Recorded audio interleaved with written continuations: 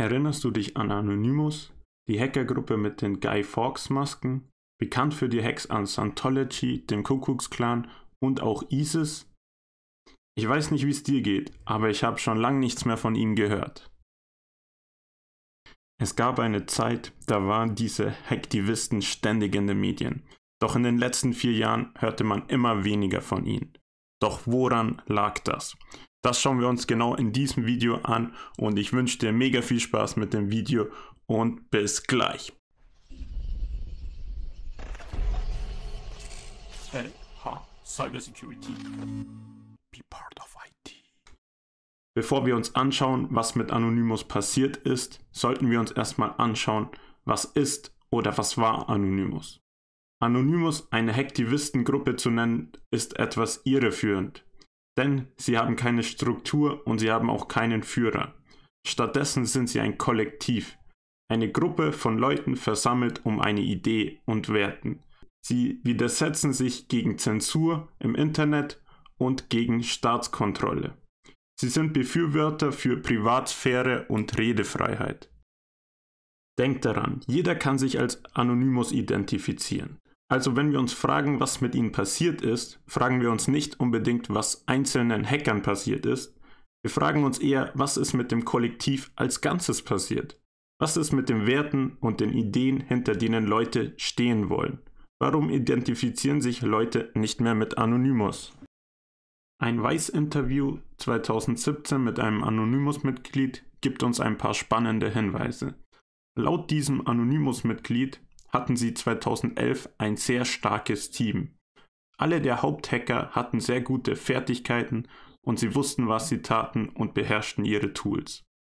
Aber nachdem wurden sie von Sabu verraten. Sabu war ein Gründungsmitglied von Lolsec, einen Ableger von Anonymous und ein sehr wichtiger Mann. Nach diesem Vorfall vertraute sich keiner mehr im Kollektiv. Und diese ganze Sache wurde etwas komplizierter. Dieser Hacker wechselte schnell zur dunklen Seite. Nachdem er vom FBI verhaftet wurde, stimmte er innerhalb von 24 Stunden zu, ein Informant zu werden. Er stimmte zu, seine Teammitglieder an das FBI zu verraten.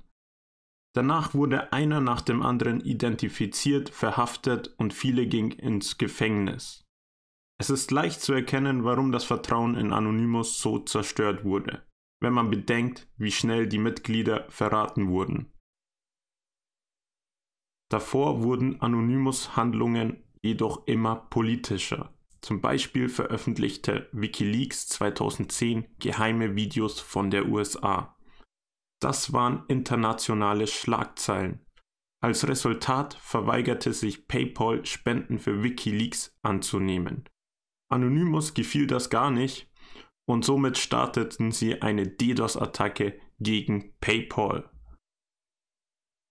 Danach kündigte Anonymous an, Trumps Wahlkampagne zu sabotieren. Daraus wurde aber nichts, denn einige Mitglieder wollten auch Hillarys Kampagne sabotieren. Somit ist nichts dergleichen geschehen, denn es gab eine interne Spaltung der politischen Meinung bei Anonymous. Das war jedoch nicht die einzige widersprüchliche Meinung der Mitglieder. Durch diese interne Verwirrung ist es einfach zu erkennen, warum diese Bewegung ausstarb. Wenn Leute nicht den Idealen von Anonymous zustimmen, gibt es dann irgendeine Hoffnung für die Langzeitintegrität? Ich bin sehr interessiert, eure Meinung darüber zu hören. Was denkt ihr, ist mit Anonymous passiert? Wo sind sie hin? Und glaubst du, dass sie wieder zurückkommen? Schreib das gerne in die Kommentare. Und ansonsten wünsche ich dir einen wunderschönen Tag. Lass ein Abo da, lass ein Like da, wenn dir dieses Format gefallen hat. Und wir sehen uns im nächsten Video. Peace!